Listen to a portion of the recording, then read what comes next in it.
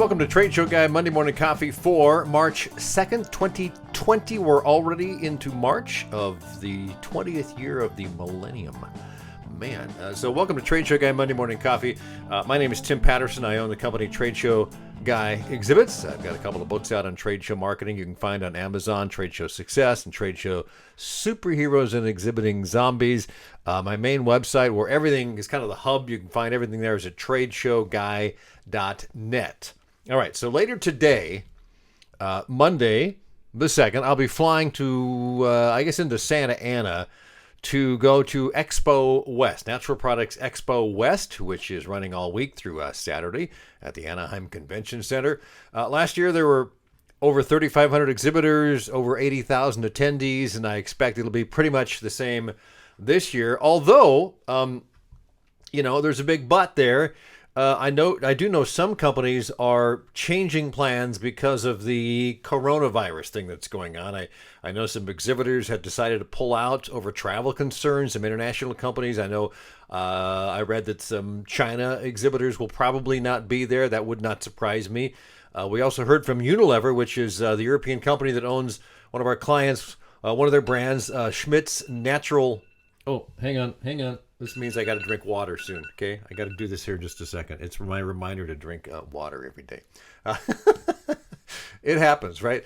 So where was I? All right, so I was talking about Unilever, which is a European company who owns Schmidt's Naturals, which is one of the clients we've worked with since they were just an independent company out of Portland. We've done their trade show work for probably 4 years or so. They're being told they can't go to the show. They're being pulled out. So along with some other brands that another company is taking care of, which, it's interesting because Schmidt's, I love working with them, but getting bought by a bigger company, things change. A lot of things have changed. That's happened a number of times in my career. Small company from Salem or Portland gets bought by a big corporation, and things change. They decide to do something different. Schmidt's is going to work with another company in the future for trade show stuff. I'm sorry to see him go, but I was very glad to work with him and very glad to be a part of their early success. Anyway, always in Anaheim, a crazy busy week. I see a friend or two when I'm down there. I don't have much free time, so I don't do much of that. Help set up booths, a bunch of clients up. In fact, some of the clients we'll be there working with include Bob's Red Mill, Dave's Killer Bread, Weatherspoon, Manuka Honey, Wild Brine, Highlands Homeopathic, Safe Catch, a new client for ours, Sealy Mint, also a new client, Hop Tea, we did a booth for them last year. Organics, should be a good week, so I'm looking forward to that down there. As far as today's show, the podcast, the video blog, I've got what I think is a good interview that I hope you enjoy. I hooked up with Marcus Vahle and John Pugh of Share Experience in Pennsylvania. They both have a long history of success in the event and trade show industry and launched Share Experience as an exhibit and event design, strategy, and management company that works with corporations and agencies. Kind of a different approach. So that we should talk, and here is how that conversation went. I want to welcome to Trade Show Guy Monday Morning Coffee, Marcus Vahle and John Pugh of ShareX out of, I'm going to say Philadelphia. Am I remembering correctly? No, the other Pennsylvania. The other Pennsylvania. Okay, so anyway, pleasure to have you on Trade Show Guy Monday Morning Coffee. Thanks for joining me. I appreciate you making some time. Likewise. Thanks, Tim. So obviously you guys are partners in a company, and we talked a little bit earlier. It's a new company. So just give me the rundown. How did this happen, and what's new about it? And it sounds like a fun adventure you guys are jumping into. Yeah, well, we've been in the industry. I think I started in 1987 straight out of college, and we both left a company of about 18 or 19 years and wanted to do our own thing. Felt it was the right thing to do in our careers at that point. And when we were trying to figure out what was important in this industry as far as exhibitions and events, and looked at our past history and our clients and the people we worked with, we thought anybody can build something, anybody can set something up and tear it down. But what made us most successful, and it was the people we worked with and the experience that we had doing that. So both Marcus and I have set up and just working together, designed hundreds of structures, set up and tore down thousands of exhibition and events. So we thought we would want to kind of help people with our experience and also find out from potential clients what their experiences are. And so that's how we kind of got the experience in there and sharing experience to help other people and working with people. So ShareX is actually less than a year old. Is that correct? Yeah, we're since October of 2019. So you hit the ground running, and that's been not quite 6 months ago. Yeah. Right. So how's it been going to make that transition into the new company? It's been going really well. I mean, we were really excited. We launched the website probably the first week in October. And because we've been in the industry for a long time, we have a lot of contacts. Sure.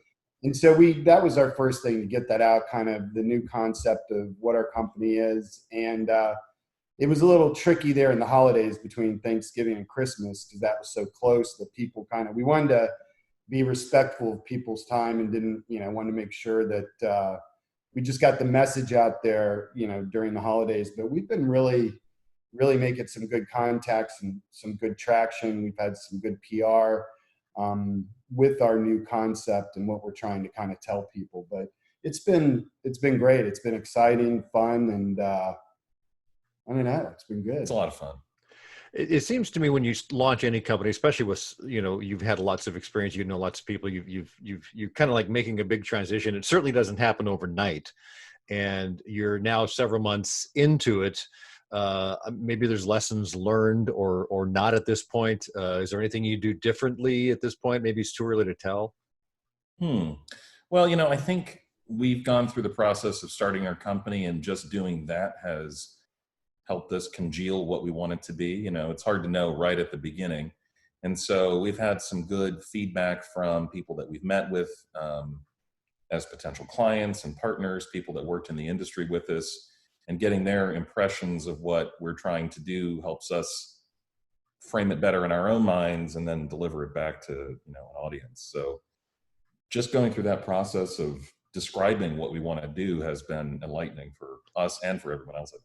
I would guess you mentioned the launch of the website in October, and I've been on the website a handful of times just to kind of get a sense of what you guys do. And obviously there's a million ways to put a website together and describe what you do, but there's a number of things that kind of jumped out at me. Obviously engineering, production, operations, logistics, consulting. You also talked a little bit about branded architecture. I'm curious to know what your perception of that is, how you communicate that, what kind of things would fall under that umbrella. Well, branded architecture for us is anything where a brand wants to produce some kind of physical manifestation. It could be a physical environment like a lobby of a headquarters or a corporate museum or a training center. It could be a trade show exhibit or auto show exhibit. It could be a pop-up event. It could be a pop-up store in a mall.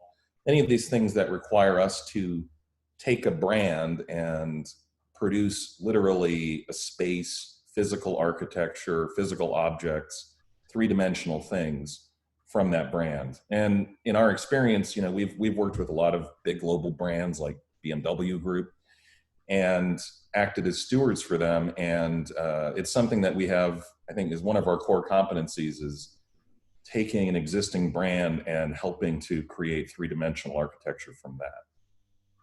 I think the challenge with that, and I've seen that really well done in some cases and poorly done in other cases, is capturing that brand, especially if it's kind of not an ill-defined brand. Obviously, BMW is pretty well defined and Nike is pretty well defined, but there's a lot of brands which are not as well defined, and translating that with a design into something that people go, you hit it. That's exactly what I wanted. And putting that into a 3D, rendering before you build it. There's a lot of discussion and a lot of back and forth. I expect that goes on with that. Yeah. I mean, well, yeah. And I think one of the biggest things is that, it's a lot of listening. It's a lot of, working with somebody and their ideas to come up with the right brand, and then being consistent with that brand, like Marcus said, being the brand steward. But there's so many things that go on behind the scenes that make a big difference. And we kind of like to call it cost of ownership. And that's where you can design a beautiful architecture or structure, but what are you going to build it out of? Is it going to be indoors, outdoors? You have drayage at auto shows and trade shows. So do you use hard panel or fabric walls? So there's a lot of things where, I think in our experiences where we've gone in and seen maybe our competitors build something that looks really nice that might cost X amount of dollars from capital expenditures, but then the life of it in the operational part of it is not sustainable. So, I mean, there's so many things that go on behind. And I think that's where our experience comes in, helping, exhibit managers or agencies that really don't get into three-dimensional architecture that much is that kind of, we have I think we have the picture of the iceberg on Yes. our website. Yes. So it's like, you have the tip of the iceberg, but there's all this stuff underneath that you really got to consider. And that's where I think we can add value to our customers, is making sure it looks nice, but making sure that it can live, cost effectively for 3 to 5 years. Exactly. And again, it's a huge expense for a lot of companies, even the huge companies. It's a big investment for them, and they want to make it look right. And so there's a lot that goes into that, as like how long is this going to last? All the work we do, of course, Trade Show Guy exhibits, you would expect we do trade shows, exhibits. And, so they're looking at something that's going to last 3 to 5 to 7 years. And I've seen companies that I talk to them and I say, how long has this exhibit lasted? They go, 15 years. We've got 15 years. And you wonder, well, you've got something from like almost 2 decades ago. Is it really valid to put up there? And so there's certainly at some point, the cost expenditure's got to be considered, and you've got to move on to something new. And that's what I think a lot of what you probably come up against is people want something new. And what is that? There's new materials out there. There's new way of doing things. There's new designers that look at things. And that's got to be a part of the conversation. Yeah, absolutely. I think the way John was sort of describing what we do is it's an engineered solution rather than just putting a logo on a panel and following the CI guidelines you got from the client. There's a lot more to it, to creating a rich experience for attendees or customers that is wrapped in that branding and embodies what that brand is to experience physically in real life. And it's a lot more than just using the right PMS colors. It's got to be a holistic solution that considers how the user. My dog Scruffy's like, hi, Scruffy. Yeah. He does this on occasion. Usually he sleeps through these things, but so I'm curious, do you work mainly with agencies or mostly with the end user? What's the approach? Is that, or does it really matter from your standpoint? Well, we found that agencies where in the past you had the exhibit house and you had the advertising agency, and they kind of worked parallel. But now it seems that it's kind of coming together a little bit, as far as they're kind of getting into three-dimensional space. And we've certainly dealt with a lot of agencies, and we've met with a couple big ones here in Pittsburgh, and we're going to meet with one in Connecticut. But it seems like they want to be able to offer that three-dimensional solution to their clients, but to have the experience or somebody on staff that would really know all that they would need to know, they don't see it enough in their traditional business. So we've gotten a lot of interest from advertising agencies to work with them and to, educate them or to be a part of their presentations. And when, they might be presenting content or media or something else, we would come in and kind of be the three-dimensional branding experts. So, but the end user, is something, we're definitely going to go after pretty hard, and we have a lot of good contacts. So, but honestly, I'm really like working with agency. It's been a really good experience. Yeah, well, an experienced agency is going to know lots of people, and they're going to need a resource that they don't have in-house, obviously. And so someone like you guys would be a good fit for a lot of that, I would guess. I'm curious if there's an ideal project or an ideal client that you would look for, like what kind of project really hits your sweet spot, or is there even an answer to that given the experience and the variety of things that you've done over the years? That's a good question. I mean, we can do a lot of different Yeah. things if we're going to design our ideal situation. I mean, only because we did a presentation we went up to Detroit and did a presentation to Rivian. And it's a new automotive electric car manufacturer, trucks, SUVs only, or is it? Yeah, they've got a SUVs? truck and an SUV. But we got real excited about that because it's new technology. It's some automotive stuff. They're right at the very beginning of their brand launch into the U.S. and we would be a perfect fit because they're not really ready to have a exhibit manager, but they're going to be doing outdoor events. They're going to be doing exhibitions. They're going to be doing all sorts of stuff, and I think that would be kind of a good win-win. It would be a good fit for them, and it would be really exciting for us. I mean, that just is the first thing that comes to mind. No, that's a good one. A focused brand. I think it can be a little more satisfying to deal with a smaller, more contained brand, especially when we're, part of the beginning of it and helping develop the brand as an experiential thing rather than sort of being handed down existing CI and existing content from an agency, helping contribute an architectural and experiential element to the brand from the beginning is really ideal for us. And last question, this, I again saw this on your website, and it has to do with analytics and data science, which doesn't seem to be something that, a 3D property builder would get into. But what kind of things does that mean to you, and how does that impact the overall experience that your clients are getting when you talk about analytics and data science? Well, analytics and data, big data are what drive all communications now in the marketing industry. And I think everyone is still sorting out a lot of ways to use that information. Some of it's really mature in terms of how they apply it, use it, and capture it. And, that's easy in electronic marketing formats, obviously. Google will give you all the analytics you want. Yeah. There's not an analog for that in physical marketing that's really reliable. And, if you're a large marketer and you've got a large program of exhibits or experiential marketing that goes throughout the year, you're going to want to understand a little more depth of what the effect is of your efforts.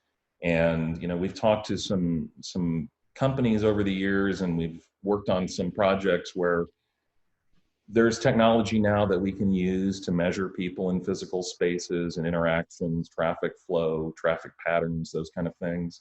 And then once you've got that information, you can iterate that back into design and make it work better, reduce pinch points, make it, increase dwell times, decrease dwell times, whatever it is you want to do.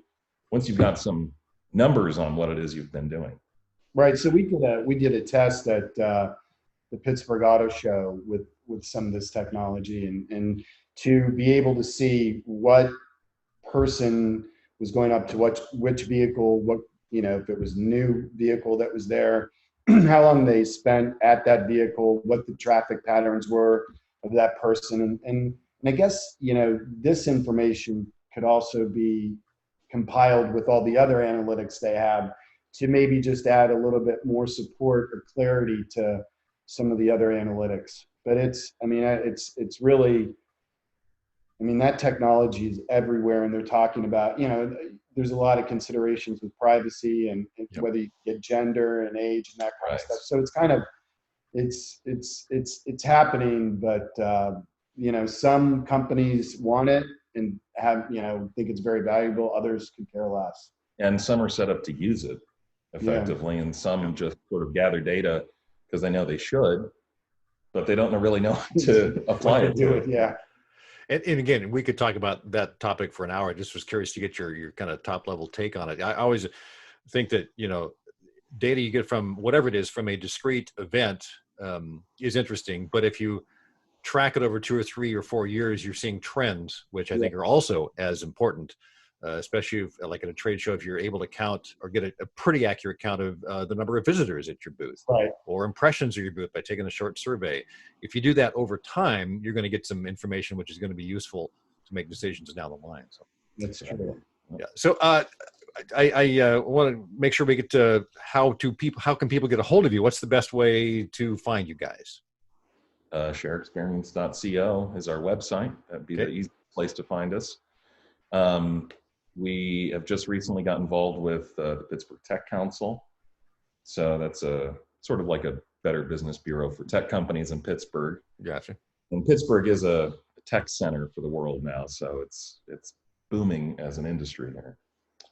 But yeah, ShareExperience.co, easiest way. Okay, great. And I noticed just before we got online, Marcus, I have to ask you about this, that you graduated from high school and college on the same day at the age of 16. What was going on there?